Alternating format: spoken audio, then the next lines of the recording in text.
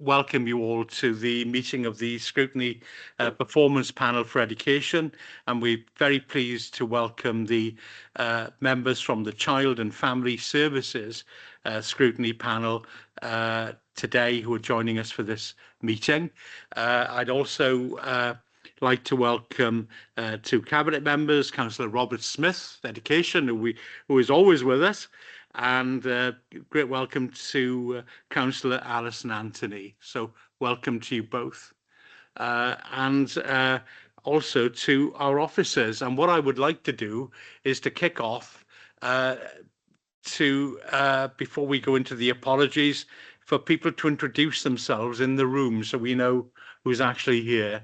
So if we can start off with yourself, Robert. Okay, Councillor Robert Smith, Cabinet Member for Education and Learning. Michelle. Michelle Roberts, Scrutiny Officer.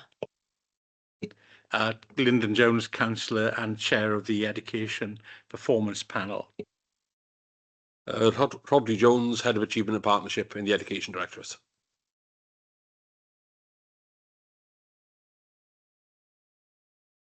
David Bordens, Teacher Coordinator for Education and Skills for the 14 to the 19 lead.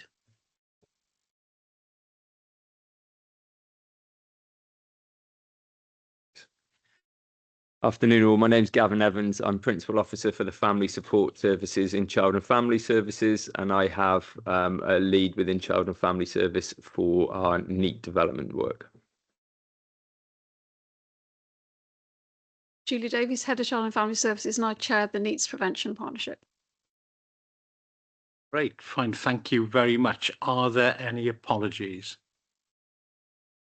Yes, with apologies from Councillors Beverly Hopkins, Angela O'Connor and Sandra Joy. Are there any others? No, there we are. Great, thank you. Are there any disclosures? If there are, can you tell Michelle and she will send you the appropriate form. As you know, the next item on the agenda is the prohibition of whip votes, as per normal. Then number 4 is the minutes of the previous meeting.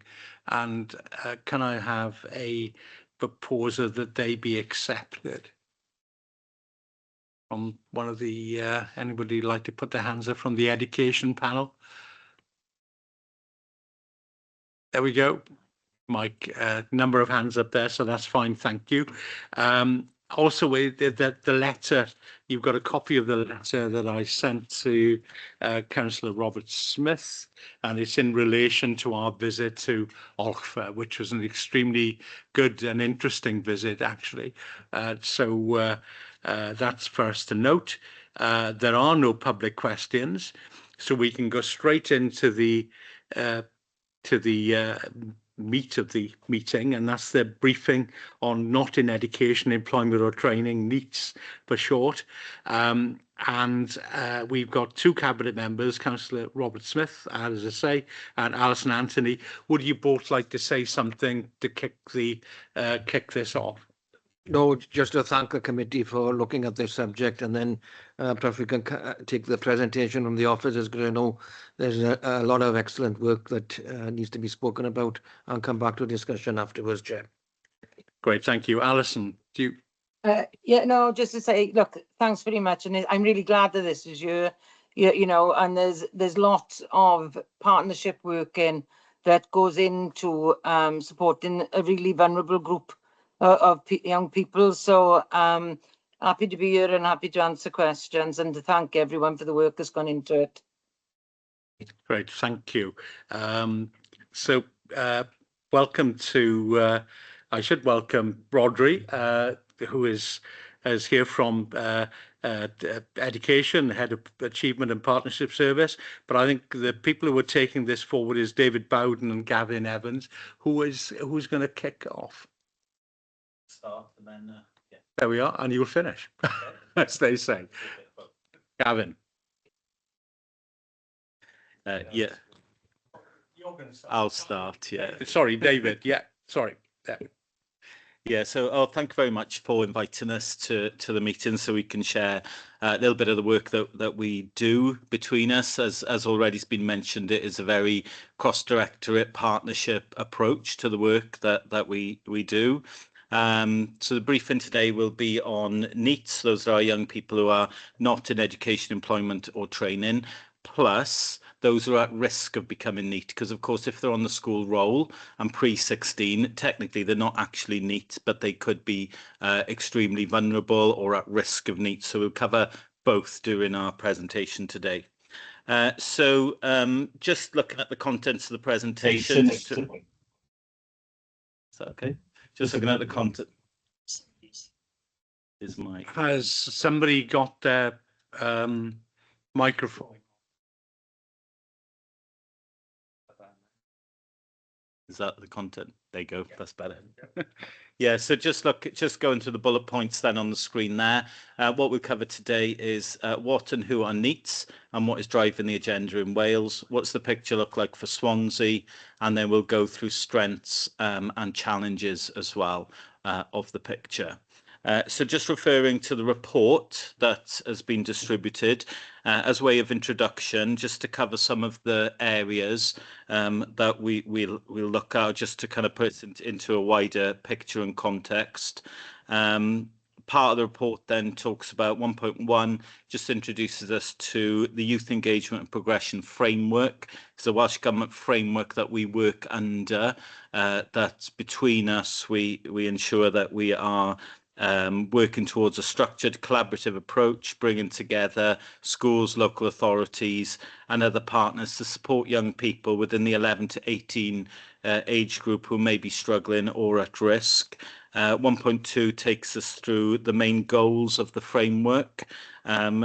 I won't go through that step by step, but the first part, the early identification of young people, is an area that we might come back to a bit later on.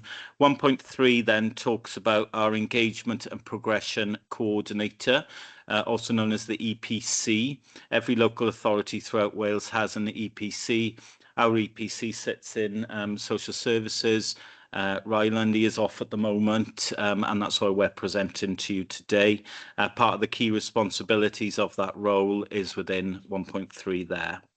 And I think just to point out then, and this is on the slide as well, that when we do talk about NEETs or at risk of NEET, we use the 5-tier model, which is a model that has been put together by Careers Wales, and is a model that is used across Wales, just separating our groups of young people into 5 categories.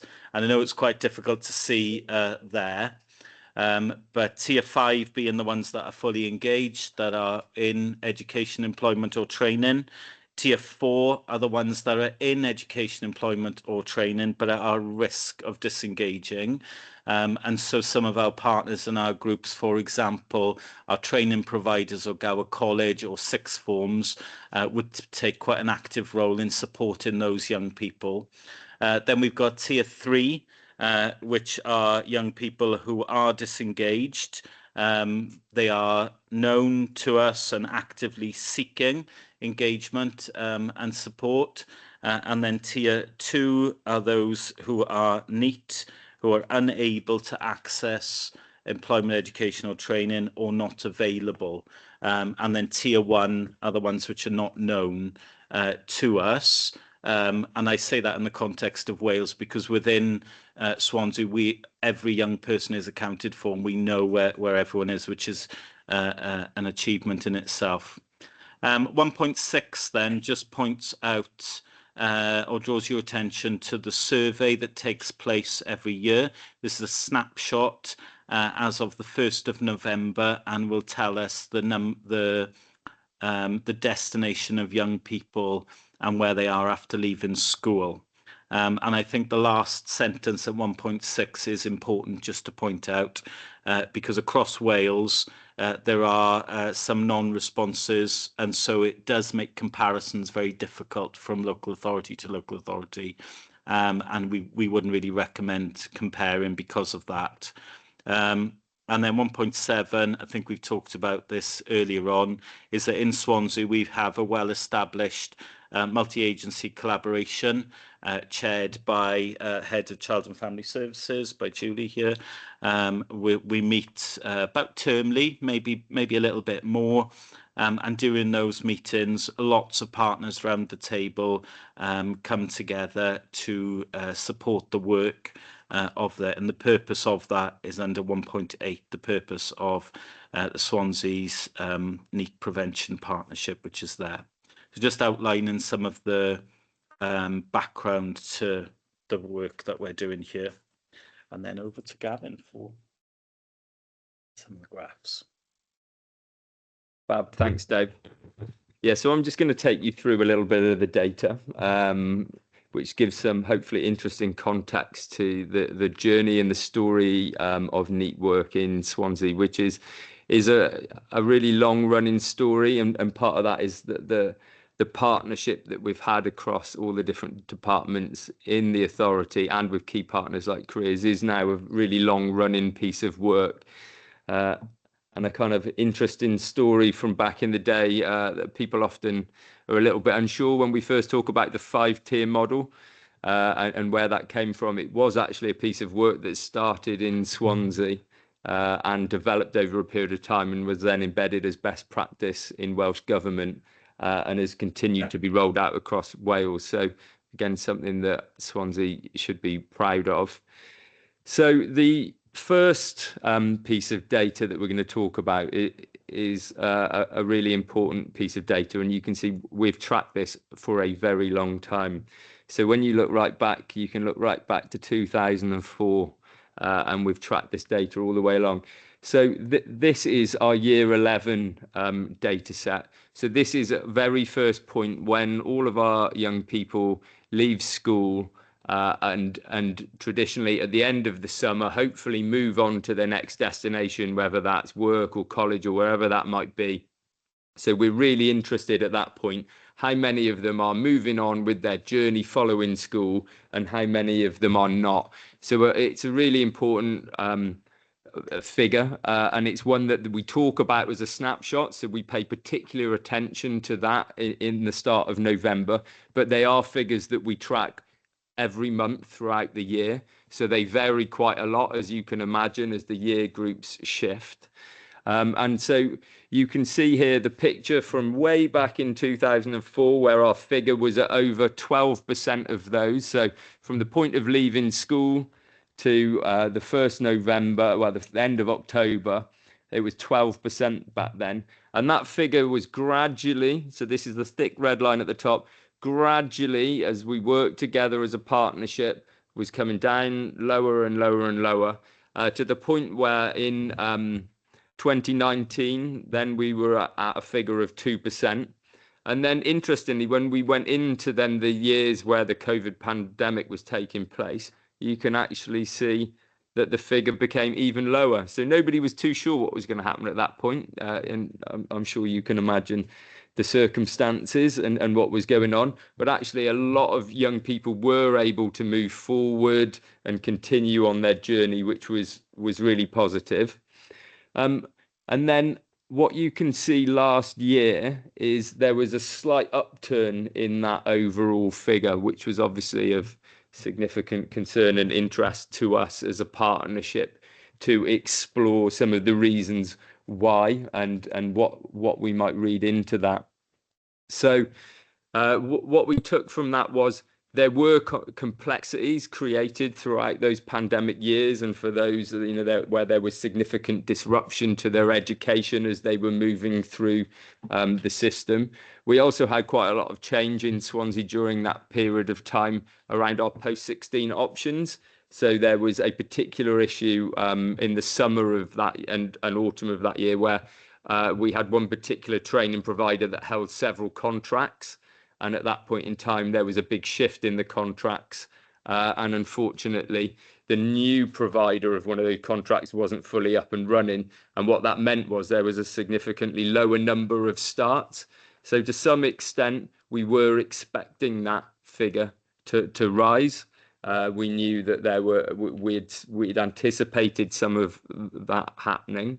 And so we've worked hard then over the last year, and particularly with the new training provider coming on board and the new starts as well, to see if we can mitigate those circumstances. So then in 2025, what you will see, and just it's important to point this out because Welsh Government are very clear about this. This is it's an unverified figure, so we don't have the official published figures yet for the 2025 year, but this is our internal data set where we have tracked and we've worked that to be about 2.5%. So again, we've seen that come down slightly from where we were the year before. Again, not as low as it has been previously. So absolutely, there is always work to do.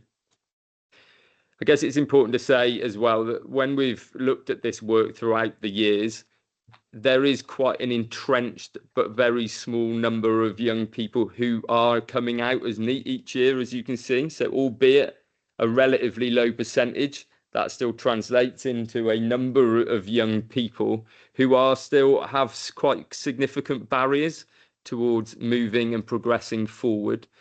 We also know from other pieces of research, and again, why this is so important, if you become NEET at a young age and you stay NEET for a period of time, you are more and more likely that that is sustained into your adult life.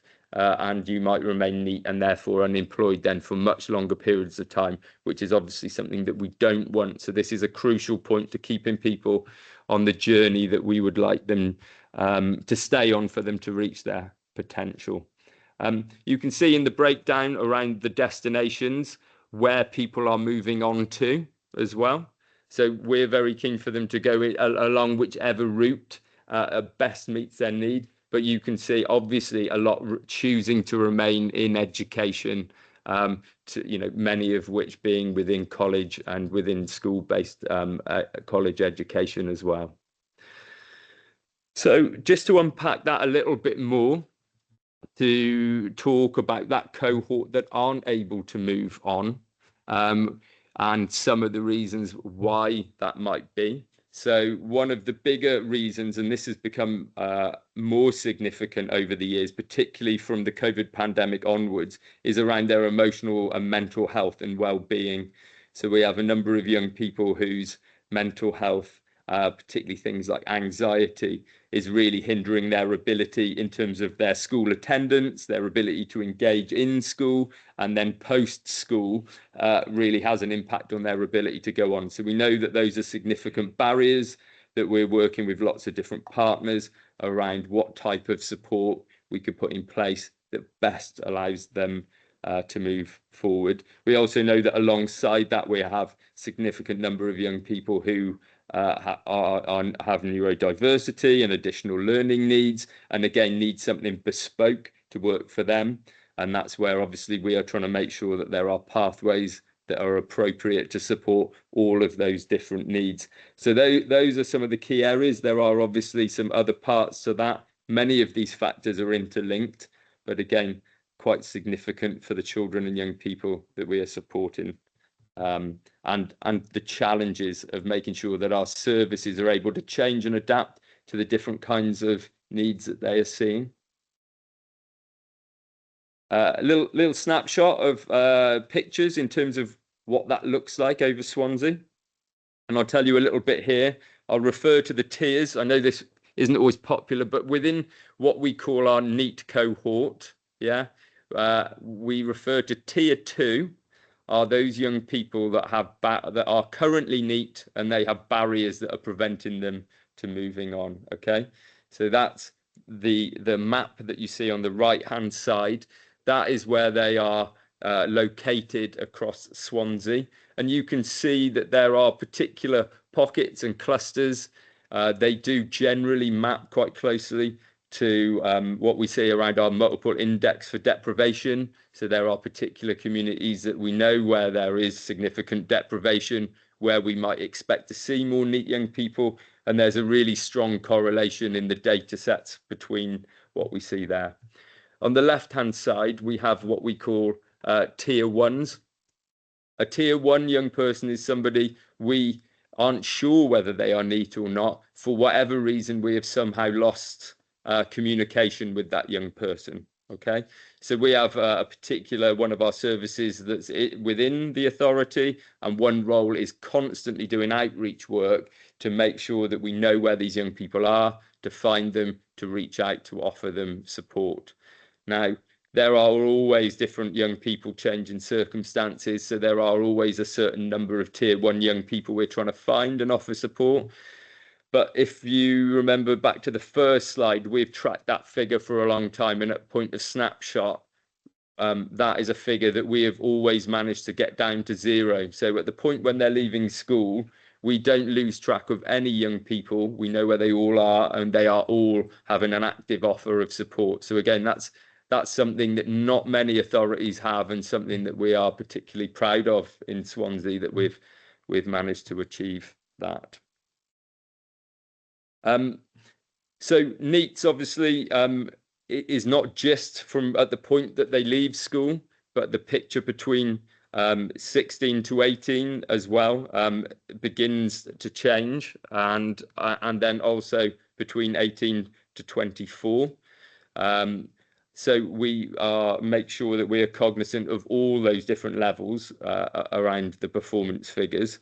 So what you can see in the next chart in front of you is the up to, I think this takes us up to the 24 point. So this is the 18 to 24 picture. So this is actually data that isn't provided by ourselves like you've seen with the others, but this comes from DWP. So this is around the claimant count that you see. So there are nuances around who the claimants are and how they show their data that I won't get into too much detail around. But what you will see in this picture, you can clearly see the impact of the pandemic there when that started in 2020, and that really accounts for that big shift. Significant progress post-pandemic, to see where the level was in 2023. But again, we've been seeing that slight rise then in that figure. And then obviously at December 2025, you can see it's gone back up over to just over the 1,000 point, which is, really takes us back to a pre-pandemic level. That is a piece of work that the NEET board itself are cognizant of and look at. It obviously really overlaps into adult employability world as well. So there's a lot of work that goes on with partners who are working really more in that adult employability sphere to make sure that we dovetail into that. And Dave's going to take you through now a few of our strengths. Brilliant.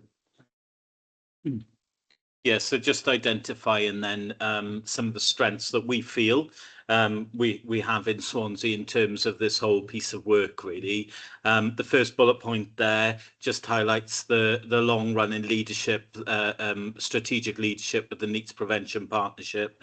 That's a sustained partnership model, which includes colleagues from the local authority, but also Careers Wales, also Gower College, cross directorate, cross service area. So it really is a good example of where partnership can work really well. And during those termly meetings, some of the things that Gavin has sort of drawn out and brought out is an opportunity and chance for us to develop those further, to hear of different strategies and interventions and different ways of working between different partners and how we can support each other. So we're proud of the way in which that multi-agency partnership working and how that works. Also, our tracking and analysis systems we feel are a strength within Swansea.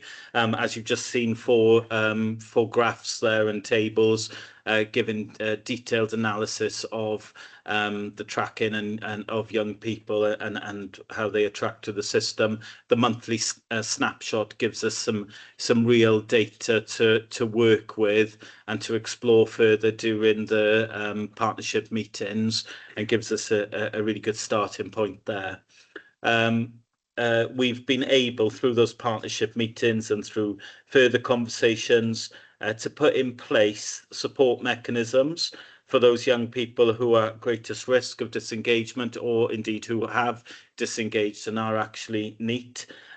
So different interventions and tailored guidance and practical support through things like the Shared Prosperity funded Credi workers, early engagement officers within education, EWOs, the NEET team itself, supporting those young people who are actually NEET, present quite a broad range of support and intervention that we've been able to put in place and be able to shape through the NEET Prevention Partnership, which has been a real strength and a real positive.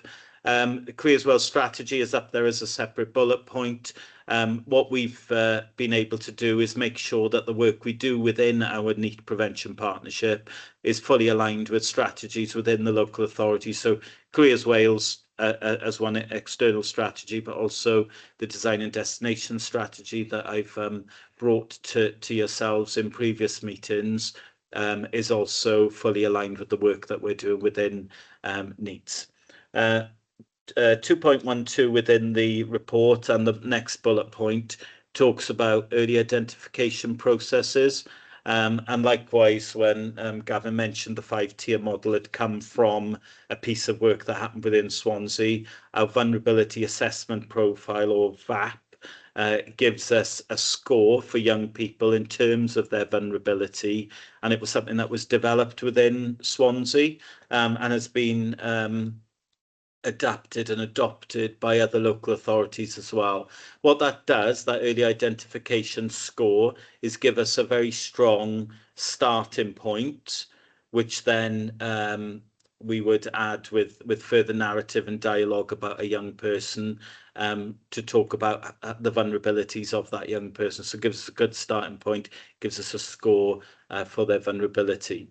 We've also got transition summer programs. We've got post-16 choices all in one place through the My Choice Swansea website, where we've got all our provision available for schools and other stakeholders to see exactly what those options are available to them through something that we call the Swansea Guarantee, which is a guaranteed place for young people for their movement into employment, education or training. And we've got as well, although funding, and we will talk about funding perhaps a little more when we move on to challenges, Swansea, we have as a local authority a good track record of making sure that we're able to access funding when it becomes available and utilise it fully in different areas. So we feel a strength of funding mechanisms that can be a challenge and can be difficult, is that we have been able to utilise those funding streams effectively, being able to access them when they're made available, apply and be successful in achieving grants and funding to make sure that our teams are fully staffed when that funding is made available. So the kind of some of the strengths of the work that we do within NEET, some of this agenda. And then I'll pass finally on to Gavin to talk about some of the challenges that we face.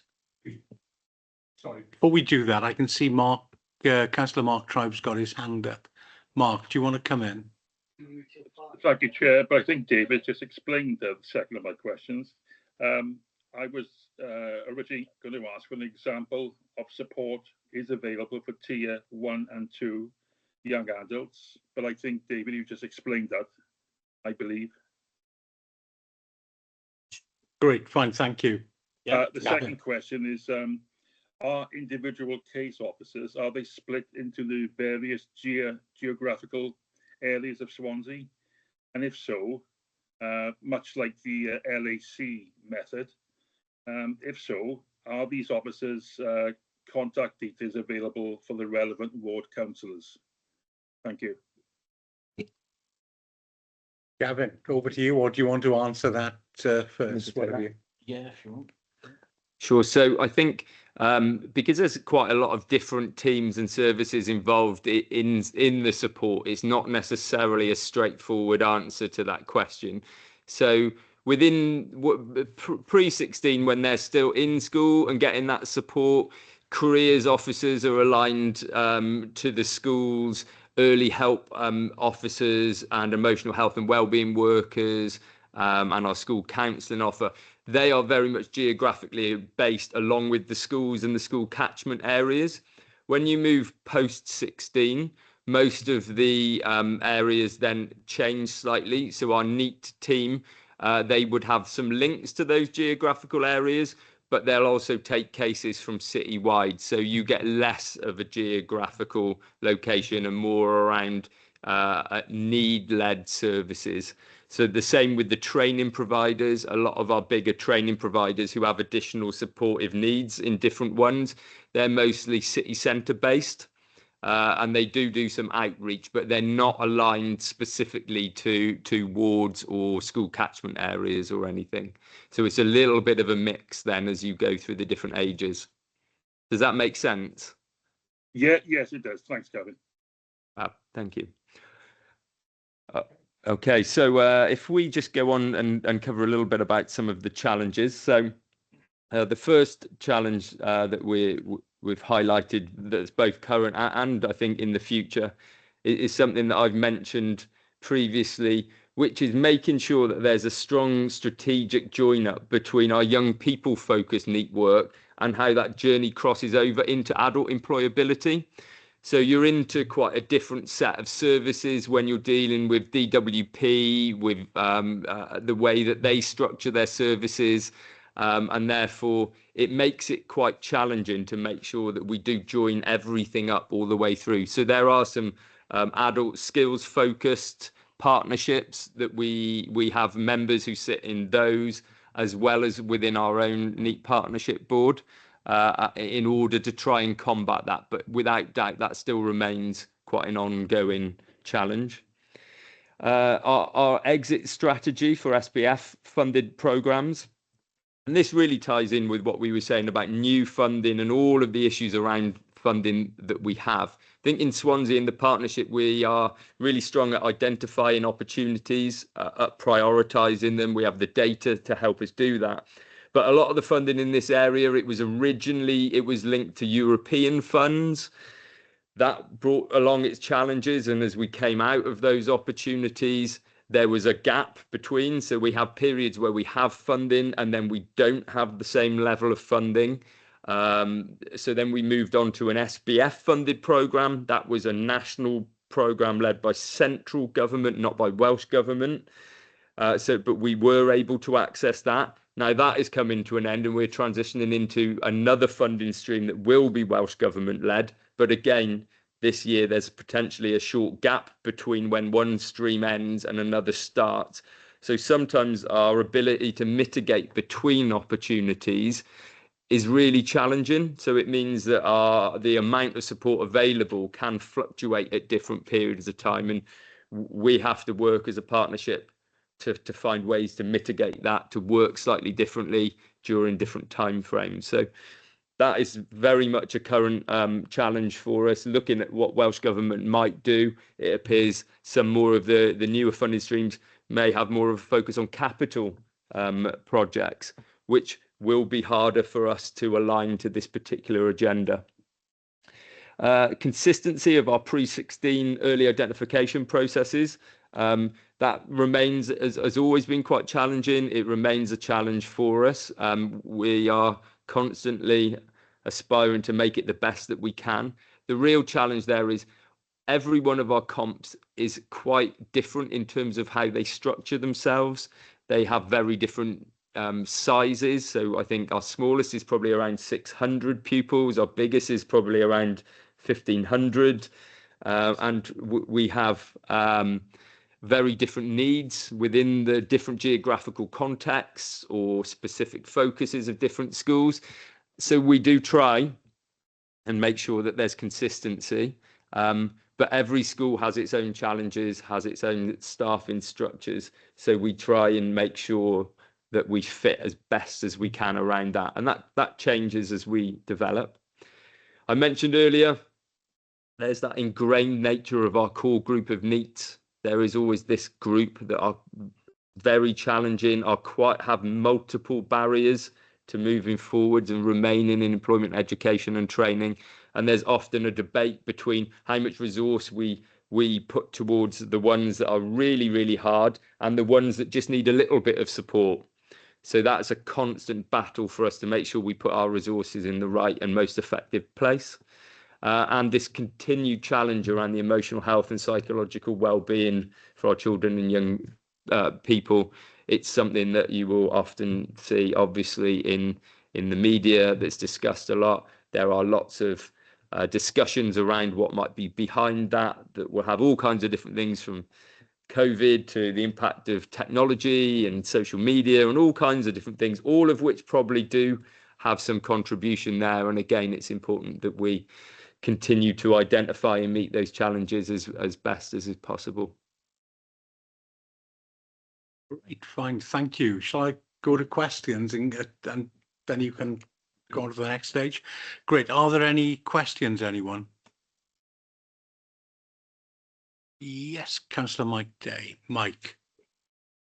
Yes, thanks ever so much, and really grateful to all the work that's been done. And I think I find it particularly pleasing because as those of you who are interested in ancient history will remember that I took over the role of cabinet member in 2004 for education, and at that time there was 1 in 8 young people who were not in employment, education or training. And as referenced by Gavin and others, an incredible amount of work has been done by officers over the years, and I'm delighted to see that that's been continuing. I've got a number of questions, if I may, and the first would be that when we were looking at this in the past, I know the focus was on 14 to 19-year-olds, and we had a team called the Keeping in Touch team, which was looking at these youngsters in terms of their progress before we actually got to year 11 and school leaving age. And I'd just like to sort of explore that a little bit more. And interestingly, actually, some research was being done during my time as cabinet member in being able to identify children as young as 4 and 5 who might potentially become NEET in the future. A number of obviously factors which have been referenced, and in terms of deprivation and so on. But I think it's important, isn't it, to keep on that focus in terms of prevention and early intervention, which is already there. And I'd just like to sort of say I'm really pleased about that. I don't know if you'd like me to stop at that point before I go into the other questions, or whether you'd like me to continue the other questions at this point.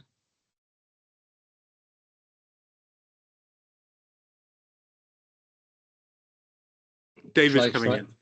Okay. Yeah, thanks for that. Yeah, I think over the last couple of years with Curriculum for Wales becoming embedded through all our curriculums across all of our schools, careers and work-related experiences being such a priority and a cross-cutting theme that I've talked about previously, has meant that young people, children and young people from the age of 3 all the way through to 16 within that continuum are having ongoing support in terms of identifying job opportunities, skills that they need for the future, how they can engage and be supported in the wider piece of work. So I think underlying the whole work that we do with NEETs, and as Gavin's mentioned, kind of like that entrenched group of young people who are perhaps who are extremely vulnerable, there is an ongoing support from every teacher in schools to put that careers and work related element in place as well to develop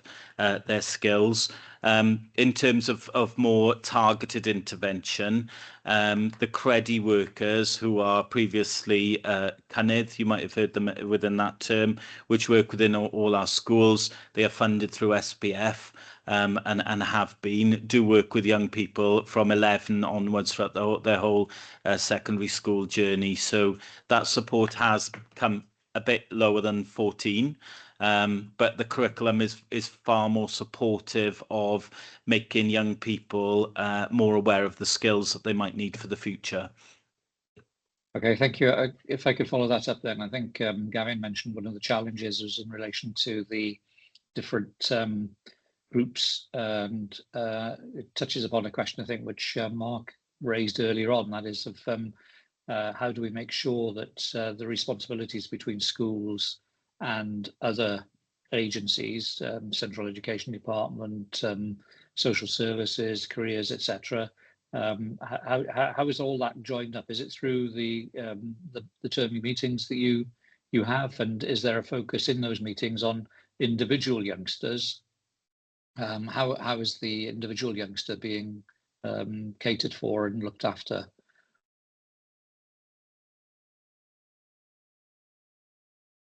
Yeah, good question. And if I just pick up where Dave left off a little bit as well, just to say, from what was originally those keeping in touch roles, that was absolutely what it was known as for a long period of time. That's what transformed then as across the whole of Wales as being known as the EPC role, and we still retain that in Swansea, and that helps coordinate the kind of response across all of our schools.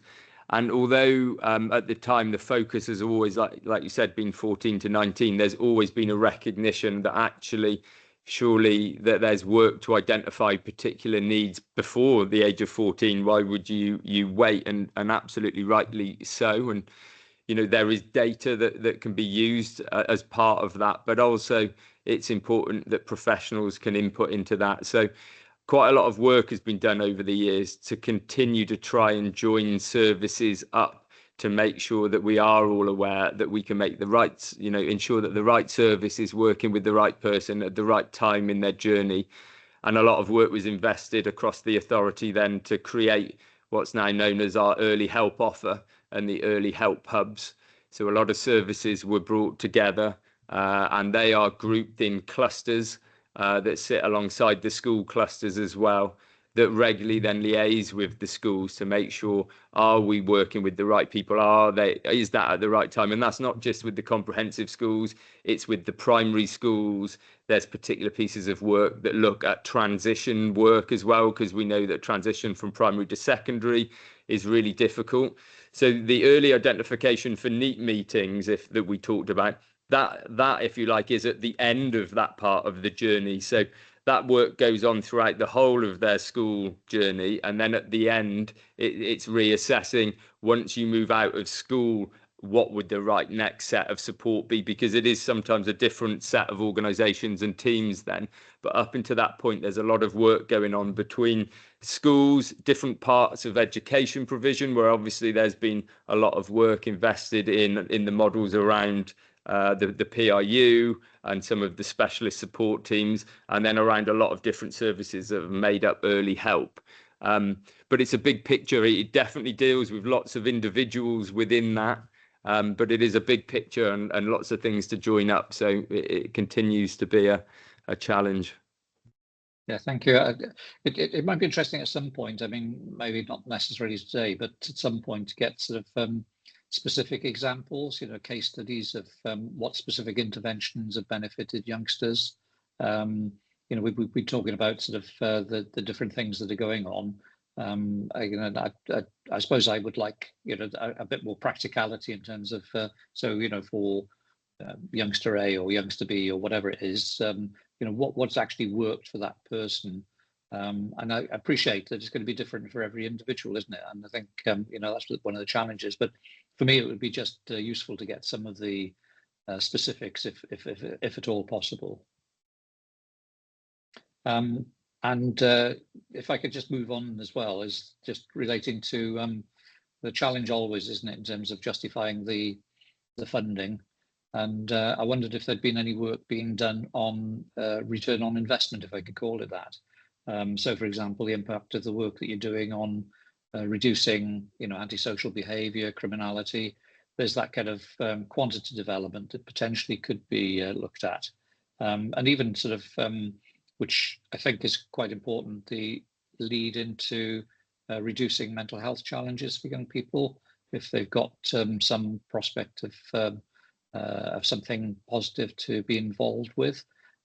So that's the kind of quantity development, but there's also the quality development, which I think is the critical element, and that's what I was so keen to do in terms of embarking upon the NEET journey is actually giving hope to individual youngsters, giving them some productive opportunities, being able to kind of say that, you know, there is something that they can do regardless of where they've come from, as it were. And so for me, you know, that is the biggest benefit. And, you know, just to finish off by ending where I started and thanking you all as officers and schools for the work that you're doing, because, you know, it's individual youngsters that are being benefited from the interventions and work that you're doing. So thank you for that. Good, thanks, Mike. Before you respond to that, Alison, you've got your hand up. Yes, it was just to ask Gavin that when you do respond that, you know, the employability teams with Joe Thomas and everyone, they work closely with yourselves in Ryland. There'll be some excellent case studies that can be included, you know, with young people, whether it be training or employment and everything, because lots of our young people are a long way from being ready for employment, you know. And one of the difficult challenges we're having at the moment is the DWP have turned the way that we've worked in years on its head at the moment. And now the Connect to Work, and that will be get them into work and then support. So there's a huge turnaround in things where, you know, staff we're fortunate that we're experienced, you know, staff. We're not new to in learning with the project sort of thing, but there's going to be a lot of support needed for young people.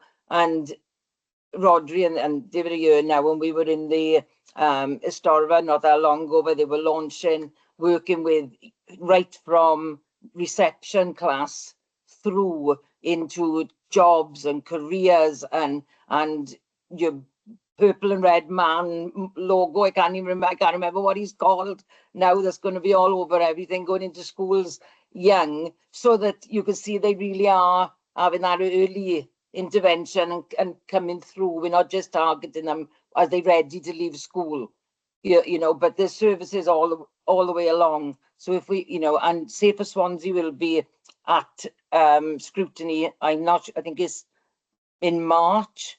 And I've just left there to come here now, where there was lots of projects in regards to ASB, in regards to probation, in regards to lots of things where young people were involved with, and it was really excellent to see the differences that it was making. So all those things will come about now, Mike. Do you know what I mean? And I think that hopefully going over the next couple of months, we'll see lots of the interventions taking place. Great, thank you. And Robert. Yes, I just wanted to thank Dave and Gavin for the presentation this afternoon, because I think it does show and what Mike was talking to as well, it does show the journey that we've been on in the last 22 years. We've come a long way. Are we where we want to be, and have we solved this problem? And of course we haven't. And I think this is an issue that is ongoing, and we shouldn't underestimate how much of a challenge it is, and that we're constantly having to change practice, refine practice, and address new issues. Now, to me, NEET is probably the wrong way around, and I prefer NEET, not in education, training, or employment, because I want employment to come at the end, and that's what we need to focus on, that the education and the training does at some point lead to employment. And I think that's a key factor here, and that moving into adult services then, and the realms of those services, that the support is still there for some of these people who may well be vulnerable within employment because of factors that were picked up in school and so on. And yes, they benefited from the support, but for them to remain in employment, they'll need some kind of ongoing support. And I think that's going back to what Alison's point, you know, that's a separate discussion to what we're having today, but let's not ignore that issue as well. Great, fine, thank you. Gavin, David first. Yeah, a lot of things. A lot of things. I think, yeah, during the NEET partnership meetings, we look have a very strategic overview of how we can look at individual cases and the individual supports and packages and interventions, which, as you rightly, I think, said, might be very different from one young person to the next. So we have early identification meetings with schools to identify who those young people are who are most at risk. And just to give, I suppose, just give one example or case study of a project over the last couple of years that's worked incredibly well, is the junior apprenticeship model that Gower College now offer to schools for young people aged 14 to 16, who I think, Mike, as you said, can have more of a sense of purpose or can thrive in a different environment to school, where young people will either take an option of landscaping and horticulture or hair and beauty. And those 14 to 16-year-olds, as they are starting to become disengaged from year 9 onwards, and are starting to find school difficult and those complex issues that we've talked about in all sorts of different ways, are being re-engaged with courses such as that what Gower College offers through the junior apprenticeship model. And we've seen young people there thrive in that environment and progress successfully on to courses within the college environment, or indeed training providers, but having that access to those courses and that intensive intervention has really helped and supported. And that's just one example. There are lots of other examples where young people from 14 all the way up through to 19 and beyond might have an intervention that is more suited to them and the support that's available. But just as one example of where young people can find purpose and thrive in a different environment that might not necessarily be school. Great. Gavin. Yeah, I think in terms of case studies, the good news is that there are so many case studies of the impact right throughout all those different ages with different projects in schools and after schools, that can really highlight, you know, the good work that goes on and the difference it can make. I mean, one case study that took place was between the NEAT team, our care leavers team, our looked after children's team, and with our Gower activity centres, where a group of, primarily it was young men, were very interested in doing activities and supporting other young people who'd been in their same situation. And so throughout the summer, we run some summer camps, residential summer camps, where children who are being looked after can come and have a summer holiday break. But instead of just our own staff working with them, the NEAT team set up a programme then, so those young people who'd left care, who weren't employed, were able to work alongside them on a training scheme. And then during those 3 weeks, they lived alongside the staff in the residential centres and supported those young people. So they learnt the skills, they put them into action. And then we've got a long-running project now with PGL. I don't know if you've heard of them, but they're like a large organisation, activity provider in the UK, who have worked closely with us. So of the 5 that did that piece of work, 3 of them did the interview at the end of the summer with PGL, and 3 of them went on to work for PGL then the following season. And 2 of those young people have continued working for them. So 2 of them are now in their 3rd season working for PGL. So they've actually moved into employment, and they actually, one of them lives in Scotland, one of them lives in North Wales. So those are the kind of, like, I guess, really big examples of life-changing opportunities for some of those young people. So if there's ever time or interest in more, there are lots of good examples, from the little things right through to some big things, and obviously some case studies for those that still haven't found something that's worked for them that we have to listen to, that's really important as well. So there's that piece. The cost saving part, really interesting question. There is research that's been done by the Prevention and Early Intervention Foundation, which gives some basic formulas that you can attach about, if we divert the course, what might the longer term cost saving be. And depending what areas you apply that to, we have some that they apply to social care, about the cost of coming into care. We have some that are about the long-term employability, which is probably more where the NEAT stuff is. So there are some formulas that you can use. Some of them are a little bit outdated, and I guess they often struggle for validity in terms of, but would you really have saved that amount of money? But there's evidence in that direction. So that's something that we've looked at different points. And then one final bit that I think is relevant about services continuing to join together is we are, as an authority, as part of this approach, doing a lot of work on the emotional health and well-being. So we're working with our local health board and with the CAMS service there around making sure that we have no wrong door into our services, so that they will hopefully be part of our, when you come in to get support, that will also include that offer of CAMS being part of it, as opposed to a separate way into them, mostly through the GPs, which has caused frustration sometimes for some young people.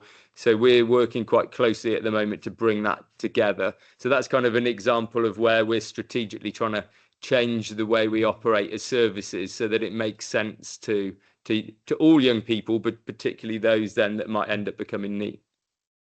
Great, fine. Thank you. This panel has been doing some work around transition from primary into comprehensive schools, and we've been particularly around the curriculum, but speaking to the chair of governors and in fact the heads of the comprehensive, and getting a round table with the chairs and governors of all the primaries in each cluster. And we've been working, haven't we, through Swansea, doing that. So we have been doing some sort of work. Do you know, you mentioned some examples in schools and others sort of slipping through the net a bit. Every school, everybody will be different. And so on. You know, you've got to have that as the sort of base. But are some schools doing things better than others in a particular area, and can we learn from that? And if we can, are we sharing it? Yeah, we've got some excellent practice in some of our schools.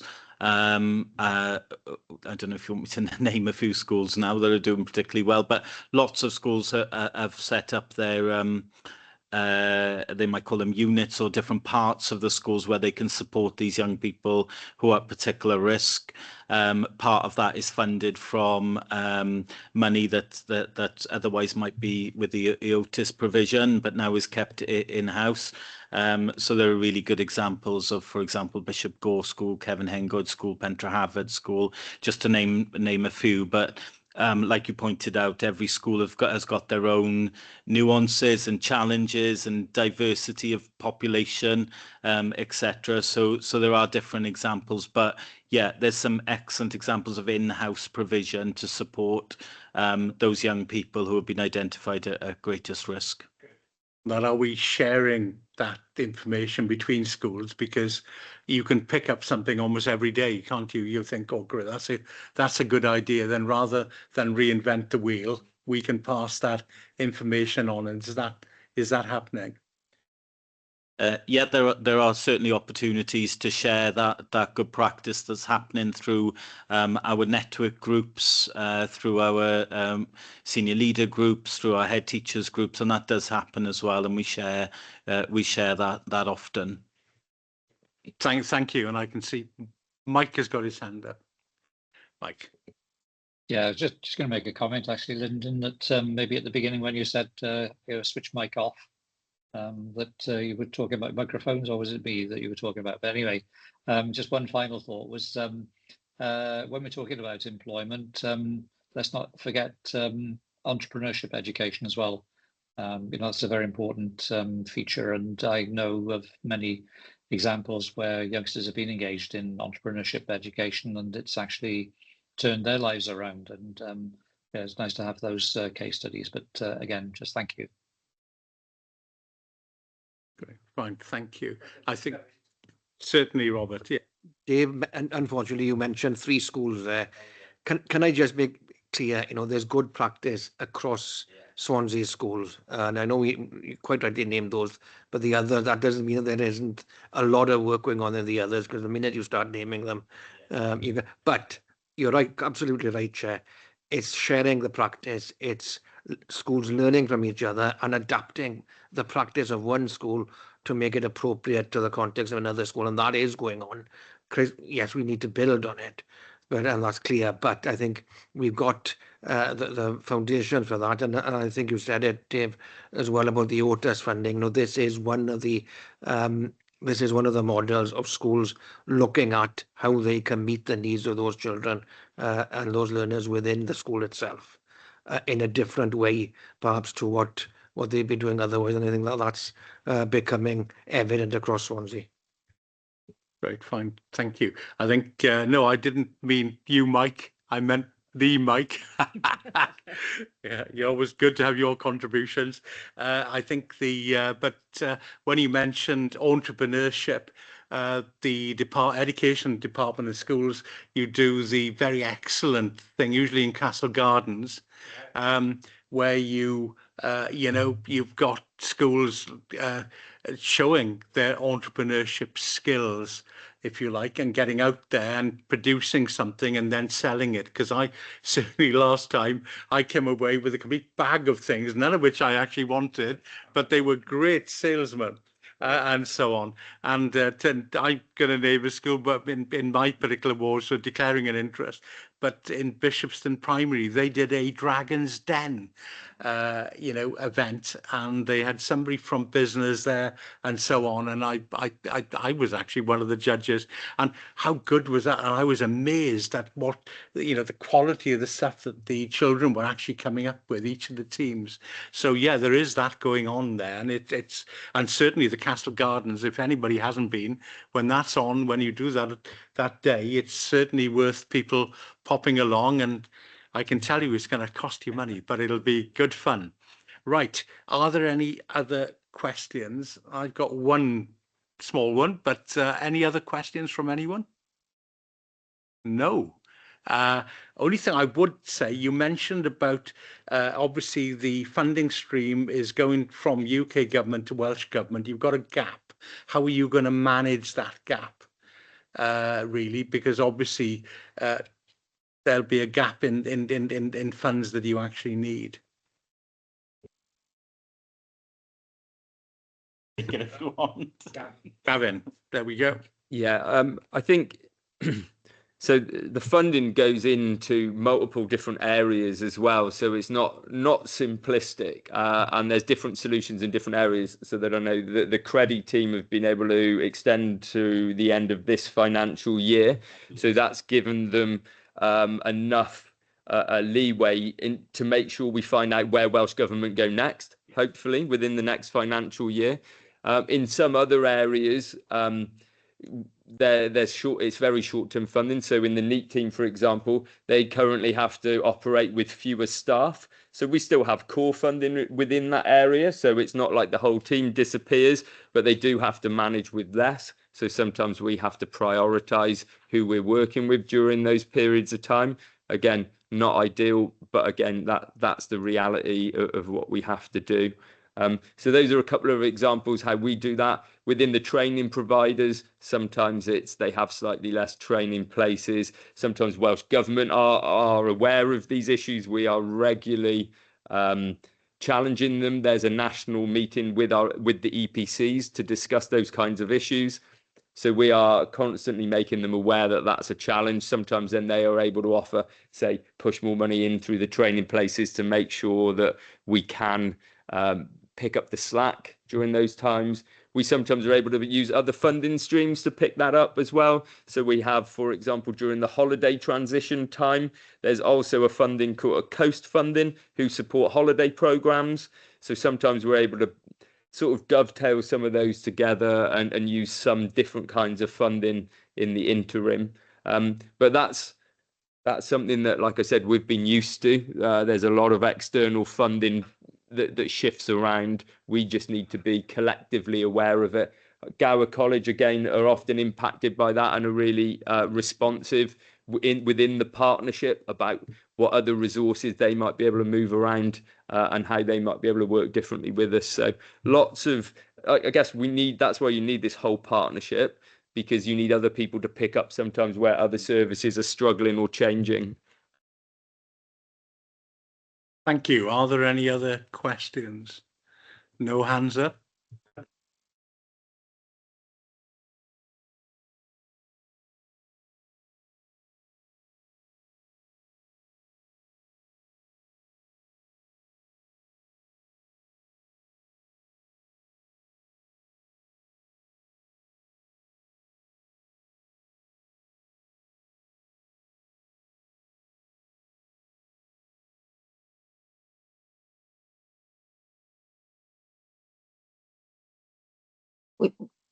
We can't hear anything online. Oh, I beg your pardon. I beg your pardon. It was my fault not pressing the. I was thanking the team, Oh. and what I was saying was it was really healthy to see partnership working, actually happening, and Excellent. that was really healthy because it is about improving lives of the most vulnerable people. Yeah, indeed. So I was actually Indeed. thanking the team. Oh, So we are. apologies, I Thanks, forgot Chair. to press my button, and I did say then they could escape because They've we've gone, got have one they? They've item legged left. it. One item left on the agenda, and that is Okay. the work plan, to note the work plan. And our next item is, our next meeting is on the 12th of March, and we're actually going to be on a school visit to Bryn Hyfryd Primary School. And so we're all, I'm sure, looking forward to that. Any comments anybody from the education team, education panel got about the programme? Otherwise, can I thank you all and have a safe journey home? Or if somebody was sitting there, you can put the kettle on. I'll see you all soon. Okay, bye. Thanks, Chair. Thank Bye. you. Bye all.